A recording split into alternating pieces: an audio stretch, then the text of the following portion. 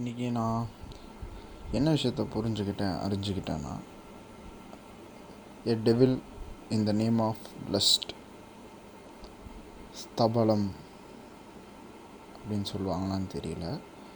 ஆனால் நான் இந்த விஷயத்தில் ரொம்ப கிளியராக புரிஞ்சுக்கிட்ட ஒரு அனுபவம் என்னென்னா, ஒரு மனிதன், அது பெண்ணாக இருக்கலாம் ஆணாக இருக்கலாம், யார் ஸ்தபலத்தின் பால்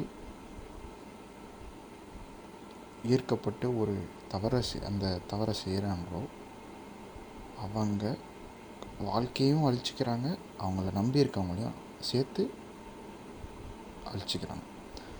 ஸோ நான் என்ன சொல்லுவேன்னா, ஒரு மனிதன், ஒரு பெண், ஆண் அந்த கண்ட்ரோலை ஒரு செகண்ட் லாஸ் பண்ணுறாங்கனாலே அவங்க வாழ்க்கையவே லாஸ் பண்ணுறாங்கன்னு அர்த்தம்.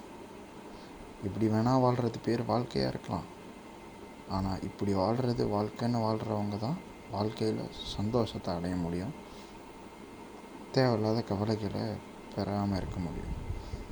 ஸோ அனைவரும் நேசிங்க, எல்லாரையும் நேசிங்க, ஆனால் காமத்தின் பாலில் வேணாம். ஏன்னா காதலோட வெளிப்பாடு தான் காமமே தவிர காமமே காதலாக முடியாது. அதை ஒரு ரிவார்டுன்னு சொல்கிறத விட அதை ஒரு